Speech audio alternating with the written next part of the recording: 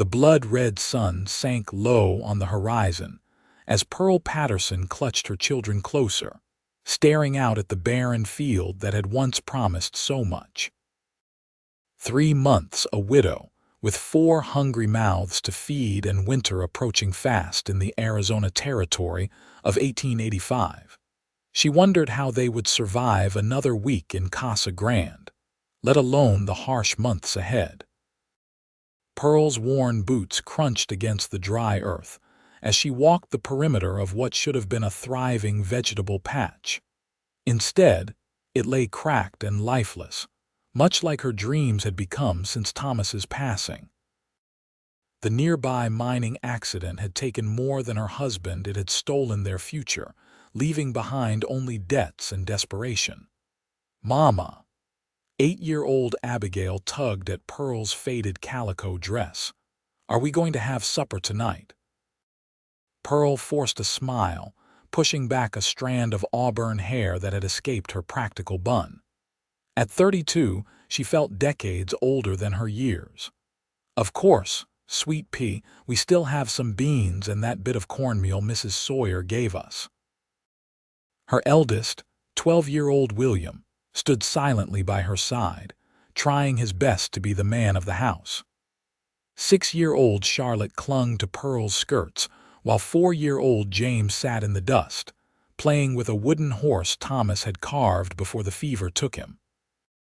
The distant sound of hoofbeats drew their attention. Pearl instinctively gathered her children closer, one hand reaching for the small pistol she kept in her apron pocket. Strangers could mean trouble, especially for a woman alone. A tall figure on horseback emerged from the swirling dust, leading a second horse laden with supplies. As he approached, Pearl could make out broad shoulders under a worn leather vest, a sun-weathered face partially hidden beneath the brim of a Stetson, and eyes the color of a summer storm. "Afternoon, madam," the stranger called, tipping his hat. "Name's Preston Osborne. Folks in town mentioned you might be in need of some assistance." Pearl straightened her spine, pride warring with necessity. "We're managing just fine, Mr. Osborne."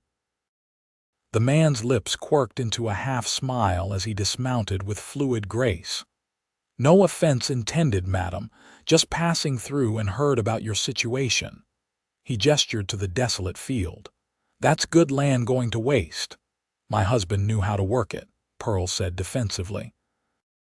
"I haven't had the time or the knowledge to maintain it properly." Preston nodded, removing his hat to reveal thick chestnut hair that curled slightly at the nape of his neck. "I've worked my share of farms from Texas to Montana. Been a cattle driver mostly, but I know a thing or two about growing crops." He reached into his saddlebag and pulled out a burlap sack. "Brought some seed. Good wheat and corn varieties that'll take to this soil." Pearl eyed the bag suspiciously. "And what would you want in return, Mr. Osborne?" "Preston, please." His eyes crinkled at the corners when he smiled. "I'm not asking for anything, madam. Just figured those young ones could use some food on the table and this land could produce it." He stepped closer, opening the sack to show her the seed inside. "We'll tend it together. I can show you how to keep it thriving even after I've moved on." "Mama, can we?" William spoke up, hope brightening his eyes for the first time in months. Pearl studied the stranger, searching for any hint of deception. She'd heard tales of drifters taking advantage of widows, but something in Preston's direct gaze spoke of honesty. And those children, her children, needed food. "You can stay in the barn," she finally said. "First sign of trouble and I'll expect you to ride out. Is that understood?" Preston nodded, his expression solemn. "Yes, madam. You won't have cause for regret." As the stranger led his horses toward the barn, Pearl felt something stir inside her, something she thought had died along with Thomas. It wasn't trust, not yet, but perhaps it was the faintest flicker of hope. That evening, as Pearl served the meager supper she'd prepared, a knock sounded at the cabin door. Preston stood there, hat in hand, holding a sack of provisions. "Hope you don't mind, madam, but I thought the little ones might appreciate something more substantial." He revealed fresh bread, dried beef, a jar of preserves, and a small sack of candy. The children's eyes widened at the unexpected bounty. Pearl wanted to refuse charity stung her pride, but the delighted expressions on her children's faces made resistance impossible. "Thank you," she said stiffly. "You'll join us?" "I'd be honored," Preston replied, stepping inside the humble cabin. As they ate, Preston entertained the children with tales of his travels: buffalo hunts in Wyoming, cattle drives in Texas, gold mining in California. Pearl noticed how he carefully avoided mentioning violence or hardship, tailoring his stories for young ears. After the children were tucked into bed, Pearl found Preston sitting on the porch steps, smoking a hand-rolled cigarette. "Why are you really here, Mr. Osborne?" she asked bluntly. "Casa Grande isn't exactly on the main trail." Preston extinguished his cigarette, taking his time to answer. "I knew your husband. Not well, mind you, but we crossed paths during a cattle drive 3 years back. Good man, honest, when I heard in town about his passing and your situation." He shrugged. "Seemed right to lend a hand." Pearl settled beside him, keeping a proper distance. "Thomas never mentioned you. No reason he should have. We spent maybe 2 days in the same camp, but I remember him talking about his wife and children. How he was working the mines to save enough for proper farming equipment." Preston gazed out at the darkened landscape. Man had dreams. Pearl swallowed hard. "Yes, he did. Tomorrow we'll start turning that soil," Preston said. "Plant those seeds before the season gets any later. With some luck and hard work, you'll have a decent crop by harvest time. And then you'll move on," Pearl stated. It wasn't a question. Preston nodded. "That's been my way, but I'll make sure you know how to manage before I go." As Pearl lay in bed that night, she wondered if she was being foolish, allowing a stranger to help. But Thomas had been gone for 3 months, and in that time, no one from town had offered more than condolences and occasional charity. The children were growing thinner, and the small savings had dwindled to nothing. Perhaps it was time to accept that she couldn't do everything alone. Morning arrived with the crowing of their remaining rooster. Pearl rose before dawn, as was her habit, only to find Preston already at work in the field, breaking up the hardened soil with a plow he'd somehow managed to repair overnight. "You fixed that old thing," Pearl called, approaching with a cup of coffee she'd brewed. Preston paused, wiping sweat from his brow despite the early hour. "Just needed some tightening and grease. Your husband had good equipment, just needed a bit of attention." Pearl handed him the cup. "The children will be up soon. I'll get breakfast started, then help you out here." "Much obliged," Preston said, accepting the coffee. Their fingers brushed briefly, and Pearl quickly pulled her hand away, disconcerted by the warmth that spread up her arm from that simple contact. Over the next week, they fell into a rhythm. Preston worked from dawn till dusk, teaching Pearl and William how to prepare the soil, plant the seeds, and create irrigation channels from the nearby creek. The younger children helped where they could, delighted by the stranger who always had a story or a small treat in his pockets. Pearl watched Preston with her children, noting his gentle patience with little James, his encouraging words to Charlotte, his respect for Abigail's intelligence, and his treatment of William as a young man rather than a boy. Each night, Preston retreated to the barn without complaint, though Pearl knew the accommodations were far from comfortable. On Sunday, they all attended the small church in Casa Grande. Pearl felt the curious stares of the townspeople as Preston sat beside her family in the pew. Whispers followed them after the service. "That's Pearl Patterson with a man, and not even 6 months a widow. Who is he? Never seen him before." Those poor children need a father, I suppose. Pearl held her head high, ignoring the gossip, but Preston seemed to bristle beside her. Don't let them bother you, Pearl murmured as they walked back to the wagon. It's you they're talking about, Preston replied, his voice tight. It's not right. People talk. It's what they do in small towns. Pearl helped Charlotte into the wagon. I've learned to pay it no mind. Later that afternoon, while the children napped, Pearl and Preston sat in the shade of the porch, looking out at their newly planted field. Tell me about yourself, Pearl said, breaking the comfortable silence. A man doesn't become a drifter without a story. Preston leaned back in his chair, eyes on the distant mountains. Not much to tell. Father was a farmer in Missouri. Mother died when I was 10. By 15, I'd had enough of my father's fists and ran off with a cattle drive heading west. He rubbed absently at a scar on his wrist. Been moving ever since.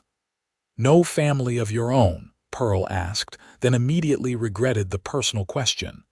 Never stayed in one place long enough, Preston replied, not seeming offended. What about you? How did you end up in Casa Grande? Pearl smiled faintly. Thomas and I came from Illinois after we married. He had a cousin who wrote about opportunities in the Arizona territory. We arrived with such dreams, a prosperous farm, a big family, a good life. She gestured around them. We managed the family part. Your children are a credit to you both, Preston said sincerely. They are all I have left of him, Pearl replied softly. I can't let them down. You won't, Preston assured her.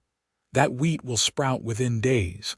The corn might take a bit longer, but by fall you'll have a harvest. What he didn't say, what they both knew, was that the small plot wouldn't yield enough to sustain them through winter, let alone provide seed for the following year. It was a start, nothing more. As the second week of Preston's stay began, Pearl noticed changes in herself. She found reasons to be near the field where he worked, brought him water more often than necessary, caught herself fixing her hair before stepping outside. It had been so long since she'd thought of herself as a woman, not merely a mother and widow. One evening, after the children were asleep, Preston showed her a roughly drawn map of the property. If you expand the field here next season, he explained, pointing to the eastern boundary, you could double your yield. The soil's good, just needs working. And this area would be perfect for fruit trees, apples, maybe some peaches. Pearl studied the map, then looked up at him. You make it sound so possible. It is possible, Preston insisted. You're stronger than you know, Pearl. It was the first time he'd used her given name, and the sound of it in his deep voice sent an unexpected shiver through her. Thank you for believing that, she said. It's been hard to believe in anything lately. Preston's hand covered hers briefly. Faith returns. Give it time. That night, Pearl dreamed of Thomas for the first time in weeks. In the dream, he smiled at her, touched her cheek gently, then turned and walked away, leaving her standing in a field of golden wheat with Preston by her side. She woke with tears on her cheeks, but her heart felt lighter somehow, as if permission had been granted for something she hadn't yet admitted to herself. The following day, disaster struck. Pearl was hanging laundry when she heard William's panicked shout. She ran toward the field to find Preston on his knees, clutching his side, face contorted in pain. What happened? She demanded, dropping to her knees beside him. Snake, William explained, pointing to the dead rattlesnake nearby. Mr. Osborne killed it, but not before it got him. Help me get him to the house, Pearl ordered, fear clenching her heart. Together they half-carried Preston to the cabin and laid him on Pearl's bed. The bite on his calf was already swelling, angry red streaks spreading upward. William, ride for the doctor, Pearl instructed. Charlotte, bring me hot water and clean cloths. Abigail, watch James and keep him out of the way. As the children scattered to their tasks, Pearl cut away Preston's pant leg to better see the wound. "I've had worse," Preston muttered through gritted teeth. "Don't lie to me," Pearl retorted, cleansing the wound. "Rattlesnake venom is nothing to dismiss." She worked efficiently, applying a poultice of herbs she'd learned to use from an old Mexican woman who lived on the outskirts of town. Preston's breathing grew labored, his skin clammy with sweat as fever took hold. "The doctor's away delivering a baby," William reported when he returned. "Mrs. Hernandez said he won't be back till tomorrow at the earliest." Pearl nodded grimly. "Then we do what we can." Through the night, she bathed Preston's burning forehead, forced him to drink water, and prayed as she hadn't since Thomas's death. The children took turns helping, their young faces solemn with concern. Near dawn, Preston's fever broke. Pearl, exhausted from her vigil, had fallen asleep in the chair beside the bed. She woke to find him watching her, his gray eyes clear. "You saved my life," he said simply. "You're not saved yet," Pearl replied, feeling his forehead. "The fever may return." "It won't," Preston said with certainty. "I've cheated death enough times to know when he's given up the chase." Pearl smiled despite her exhaustion. "Rest now. The children and I will manage the field today." "Pearl," Preston caught her hand as she rose. "Thank you." The sincerity in his voice made her throat tight.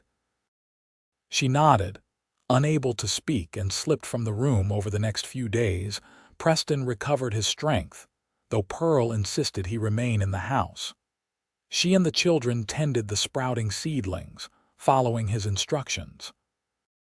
Each evening, Pearl would sit beside his bed, reporting on their progress, listening to his advice, and sometimes just talking about their lives. "Did you love him very much?" Preston asked one night, the question unexpected. Pearl didn't pretend to misunderstand. "Yes," she answered honestly. "Thomas was a good man, a good husband, not perfect, who is?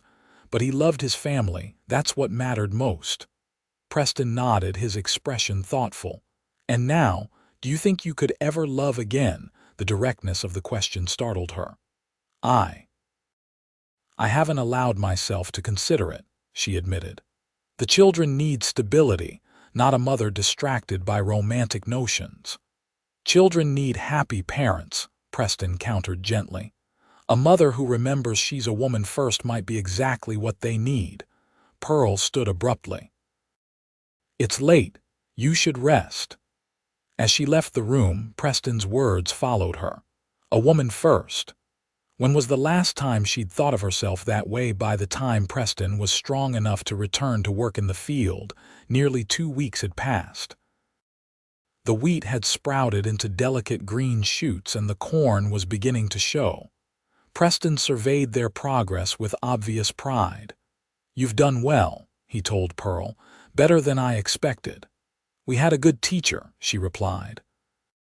They worked side by side that day, weeding and checking the irrigation channels. The children joined after their lessons, making the work feel more like a family activity than a chore. Pearl found herself laughing at James's antics, joining in Charlotte's songs, and appreciating the way Preston treated each child with individualized attention. As sunset approached, William came running from the house. "Riders coming, Ma." Pearl shaded her eyes, peering at the approaching figures. "It's Sheriff Taylor and Mr. Blackwell from the bank," she said, her stomach tightening with apprehension. Preston moved to stand beside her as the men dismounted. "Afternoon, Pearl," Sheriff Taylor said, tipping his hat. His eyes slid to Preston with undisguised curiosity. "Sheriff." "Mr. Blackwell." Pearl nodded to each man. "This is Preston Osborne. He's been helping with the farm."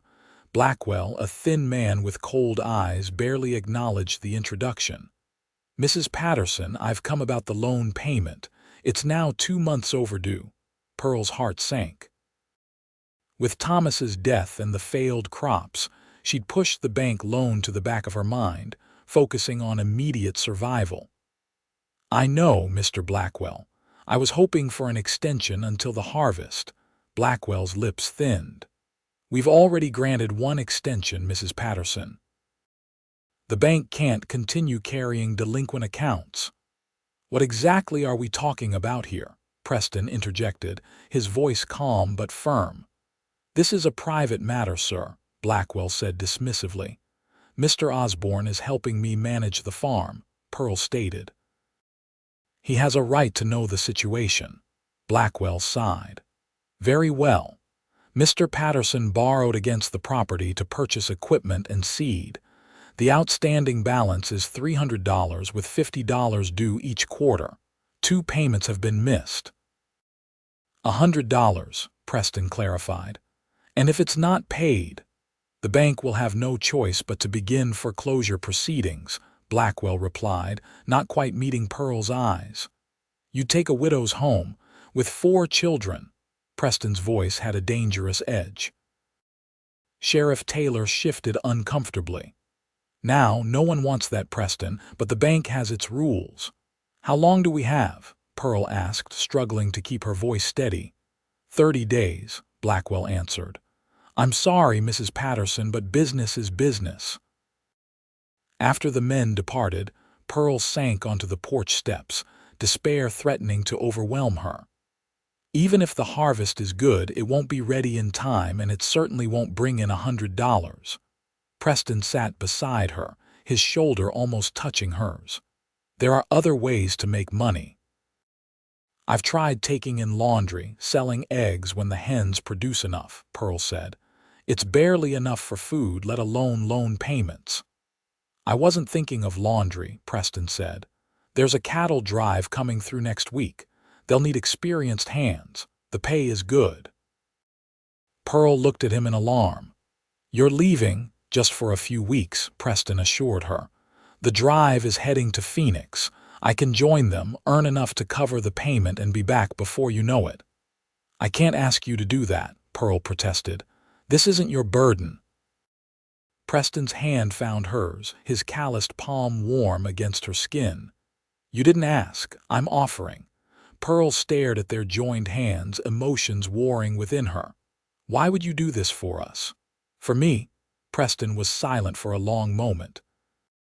Because for the first time in 20 years, I've found somewhere that feels like it could be home. His voice dropped lower. Someone who makes me want to stay. The confession hung in the air between them. Pearl felt tears gathering in her eyes and blinked them away. Preston, you don't need to say anything, he interrupted gently. I know it's too soon. I know your heart still belongs to Thomas. I'm not asking for promises, Pearl. I'm just telling you why I want to help. Pearl drew a shaky breath. Thank you doesn't seem adequate. Preston smiled, squeezing her hand before releasing it. It's enough for now. The following week passed in a flurry of preparations. Preston worked from dawn till dusk, ensuring the field was in perfect condition, showing Pearl and William exactly what needed to be done in his absence. He repaired the roof, fixed the chicken coop, and chopped enough firewood to last a month. The evening before his departure, Pearl found herself fighting tears as she packed provisions for his journey. The children were subdued at dinner, even James sensing the impending change. Will you come back, Mr. Osborne? Abigail asked, her young face serious. Preston knelt to her level. I give you my word, Miss Abigail. Wild horses couldn't keep me away. Promise, Charlotte pressed, her lower lip trembling. Cross my heart, Preston replied solemnly, making the gesture.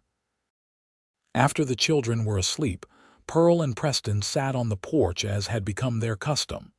The night was clear, stars scattered like diamond dust across the velvet sky. The cattle drive should reach Phoenix in 3 weeks, Preston said. I'll head straight back after getting paid. Shouldn't be gone more than a month total. Pearl nodded, not trusting her voice. William knows what to do with the crops, Preston continued. He's a quick learner, that boy. Reminds me of myself at his age, only with a better head on his shoulders. Preston, Pearl finally said, turning to face him. I need you to know something before you go. He waited, his expression open. When Thomas died, I thought my heart died with him, Pearl said slowly. I couldn't imagine ever feeling anything for another man. I was certain that part of me was gone forever. She took a deep breath. I was wrong. Preston's eyes widened slightly, but he remained silent. I don't know what this is between us, Pearl continued. I don't know if I'm ready or if it's right or what the future holds. But I know that when you're gone, there will be an emptiness here that has nothing to do with the children or the farm. She touched her chest. It will be here. Preston's hand rose to cup her cheek, his touch reverent. Pearl, he whispered, her name a prayer on his lips. Slowly, giving her every chance to pull away, he leaned forward. The kiss was gentle, questioning, brief, a promise rather than a demand. When they separated, Pearl's heart was racing like a wild thing in her chest. I will come back to you, Preston vowed.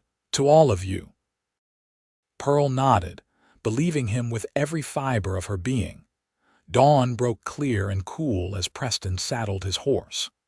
The children gathered around him, William solemn with his new responsibilities, the girls fighting tears, James clinging to Preston's leg until the man scooped him up for one last hug. Mind your mother, Preston told them. Help each other. I'll bring each of you something special from Phoenix.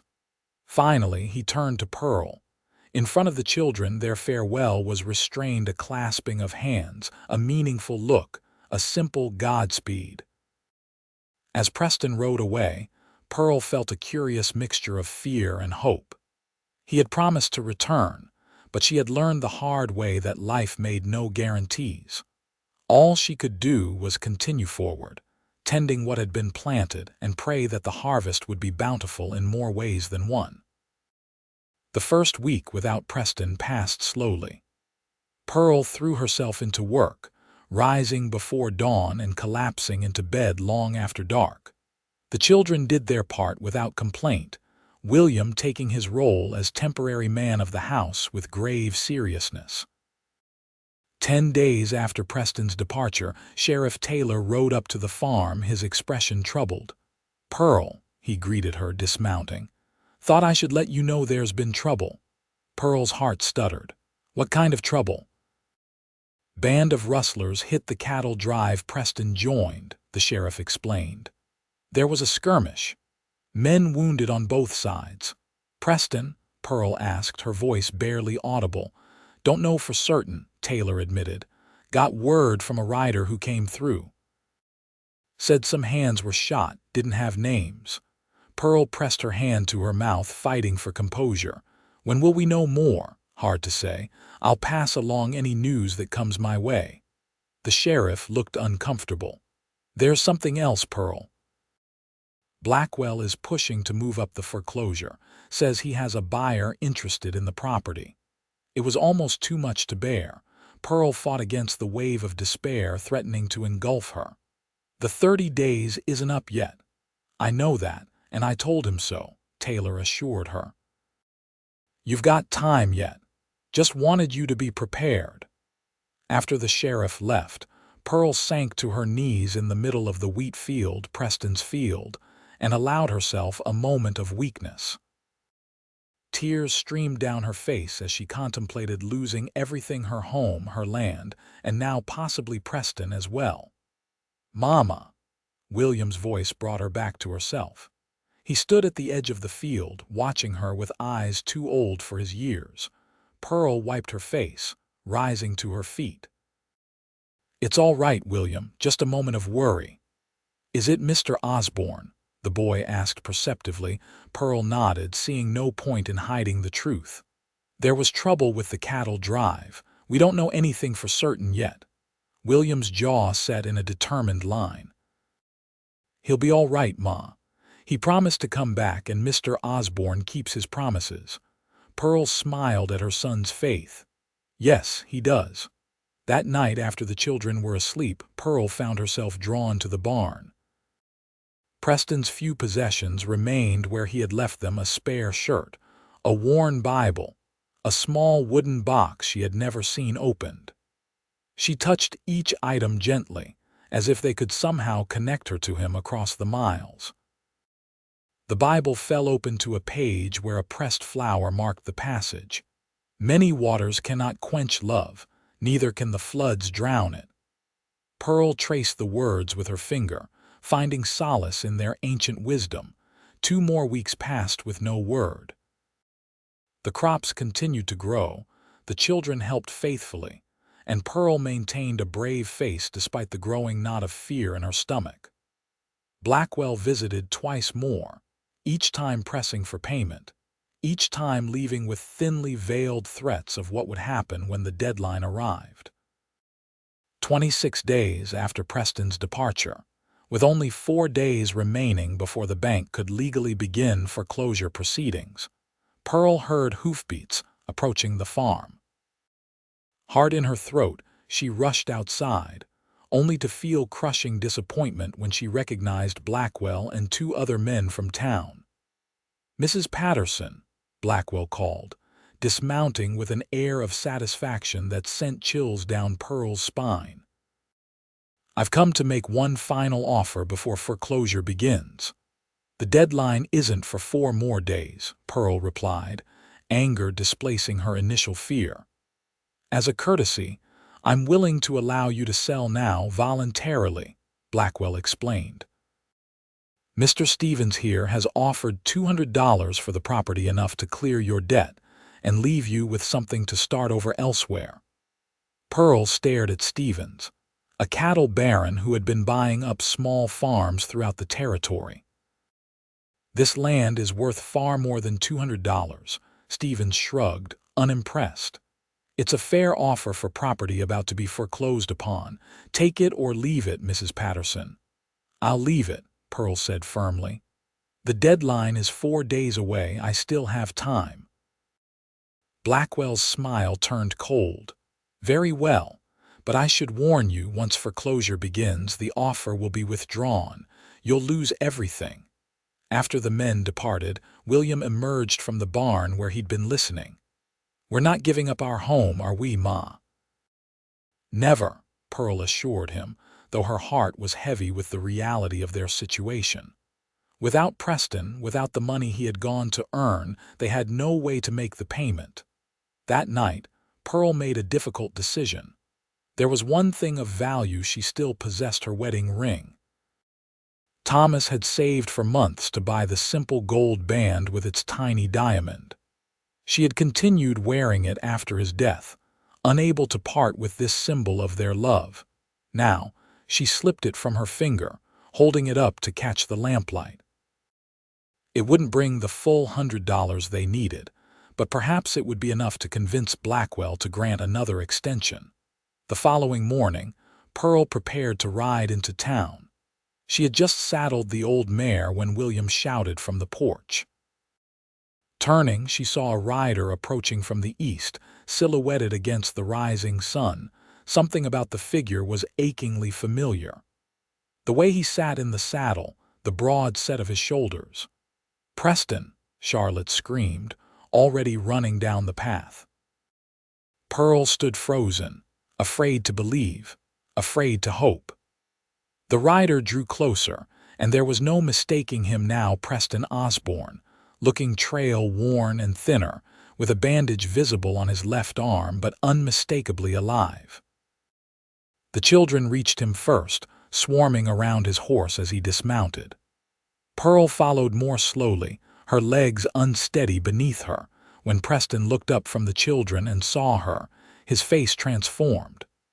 The weariness fell away, replaced by a smile that reached deep into his storm-gray eyes. "You're hurt," Pearl said, noting the bandage again. "Just a graze," Preston dismissed. "Would have been back sooner, but the doctor in Phoenix was overcautious." "The sheriff told us about the rustlers," Pearl said. "I was afraid." "Takes more than a few bandits to keep me from my promises," Preston replied. His gaze fell to her hand where the ring had been. "Pearl," she closed her fist reflexively. "It's nothing. We should get you inside. You must be exhausted." Later, After the excitement had calmed and the children were occupied with the small gifts, Preston had brought them a wooden flute for William, hair ribbons for the girls. A toy soldier for James. Pearl and Preston sat at the kitchen table. Between them lay a stack of bills. $120, Preston said.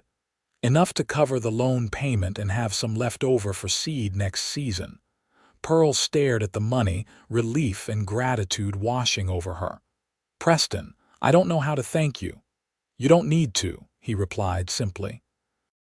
This is what a man does for his. He hesitated. For people he cares about. Pearl reached across the table, taking his hand. For his family, she completed softly. Preston's eyes widened. Pearl, I don't want to presume. It's not presumption if it's invited, Pearl said, finding courage she hadn't known she possessed. The children adore you and I. She took a deep breath. I've found my heart again, Preston. It's been in your keeping for some time now. Preston rose from his chair, coming around the table to kneel beside her. I've spent my life wandering, he said, his voice rough with emotion. Never staying, never belonging, until I found you, all of you. You've given me a purpose, a home. He took her hands in his. If you'll have me, I'd like to stay. Not just until the harvest, not just until the next season, but for all the seasons to come. Pearl touched his face, tracing the lines etched by sun and wind and years. Is that a proposal, Preston Osborne? The most sincere one ever offered, he replied. I love you, Pearl Patterson. I love your children. I want to be a father to them, a husband to you, for as long as I draw breath. Pearl's answer came not in words but in action, as she leaned forward to press her lips to his. The kiss was different from their first, not a question but an affirmation. Not a goodbye but a beginning. When they separated, Preston reached into his pocket and withdrew a small object. I brought something back from Phoenix, he said, opening his palm to reveal a simple gold ring with a small turquoise stone. It's not fancy, but the color reminded me of your eyes. Pearl felt tears spill over as Preston slipped the ring onto her finger. It's perfect, she whispered. The following Sunday, in the small whitewashed church in Casa Grande, Preston Osborne and Pearl Patterson were married in a simple ceremony. The children stood beside them, William proudly serving as best man, Abigail and Charlotte as flower girls, James carrying the rings on a small pillow. Sheriff Taylor and his wife attended, as did several families from town who had come to respect Pearl's determination during her hardship. Even Blackwell made an appearance, though his congratulations seemed forced as Preston handed him the loan payment in full. After the ceremony, they returned to the farm, their farm now, where neighbors had prepared a modest feast. As the celebration continued around them, Preston led Pearl to the edge of their thriving wheat field. Remember when I first arrived? He asked, gesturing to the golden stalks swaying in the breeze. I brought seed and said we'd tend it together. Pearl nodded, leaning against his shoulder. I was so afraid to trust, to hope. And now I understand what you meant, Pearl replied. It wasn't just about the wheat. Preston's arm circled her waist. Life, love, family, they all need tending. Constant care, patience, faith in the harvest to come. Do you think we'll have a good harvest, Mr. Osborne? Pearl asked, a teasing lilt in her voice. Preston's kiss was warm with promise. The best, Mrs. Osborne. The very best. As summer turned to autumn, the crops were indeed bountiful. Preston and Pearl worked side by side to bring in the harvest, the children helping according to their abilities. The wheat and corn yielded enough to see them through winter with surplus to sell in town. Preston used his knowledge and connections to expand their operation, purchasing 2 milk cows and a small herd of sheep that would diversify their farm's output. The loan payments were made on time, and Blackwell's threats became a distant memory. By Christmas, the modest cabin had been expanded with a new room for the boys, giving Pearl and Preston more privacy. The holiday was celebrated with simple handmade gifts, abundant food, and a joy that filled every corner of their home. As they sat before the fire on Christmas night, the children asleep in their beds, Preston pulled Pearl close. "Are you happy?" he asked, his voice soft in the quiet room. Pearl considered the question seriously. "More than happy," she finally answered. "I'm content." "There's a difference, you know." "Tell me," Preston prompted. "Happiness comes and goes with circumstances," Pearl explained. "Contentment is deeper. It's knowing you're exactly where you're meant to be, with exactly who you're meant to be with, doing exactly what you're meant to do." Preston's fingers traced lazy patterns on her arm. "And you feel that way, even with all the hard work, all the challenges ahead, especially with those things," Pearl replied, "because I'm not facing them alone." Outside, snow began to fall, a rare occurrence in Casa Grande. They watched through the window as the white flakes dusted their fields, their land, their future. "I have something to tell you," Pearl said, taking Preston's hand and placing it against her still flat stomach. "By next harvest, we'll have another mouth to feed." Preston's expression transformed with wonder. "A baby! Our baby," Pearl nodded, her heart full to bursting as Preston gathered her into his arms, his joy as boundless as her own. Spring arrived, bringing with it new life everywhere they looked. The fields were once again prepared and planted, this time with Pearl working alongside Preston as an equal partner rather than a novice. William, now 13, took on more responsibility, proving himself his stepfather's eager apprentice. In May, when the wheat was knee-high and promising, Pearl gave birth to a son they named Robert Thomas Osborne, honoring both the past and the future. The baby had Preston's gray eyes and Pearl's determined chin, a perfect blending of their bloodlines. The children adored their new brother, especially James, who was delighted to no longer be the youngest. Preston proved to be as gentle and patient with the infant as he was with everything he tended. On a warm evening in June, 1 year after Preston had first ridden up to their struggling farm, the family gathered on the porch after supper. The older children played in the yard, their laughter carrying on the soft breeze. Baby Robert slept in Pearl's arms while Preston sat beside her, his arm draped comfortably around her shoulders. "I've been thinking," Preston said, watching William successfully teach Charlotte how to throw a lasso. "A dangerous pastime," Pearl teased, leaning into his solid warmth. Preston chuckled. "Perhaps, but I've had an idea about expanding the eastern field just like we discussed last year. With William's help, I think we could double our acreage by next spring." Pearl smiled. "Always planning for the future." "Our future," Preston corrected, dropping a kiss on her forehead. "All 7 of us." Pearl raised an eyebrow. "7? I count 6, Mr. Osborne." Preston's slow smile made her heart flutter, even after a year of marriage. "I'm counting on you agreeing to my plans for expanding the family as well as the farm." Pearl laughed, the sound blending with the children's voices and the whisper of wind through the wheat. "One crop at a time, farmer, one crop at a time." As twilight deepened around them, Pearl reflected on the journey that had brought them here. From despair to hope, from loneliness to love, from barren fields to abundant harvests. The seeds Preston had brought that day, both literal and figurative, had yielded more than she could have ever imagined. The words he had spoken still rang true. "We'll tend it together."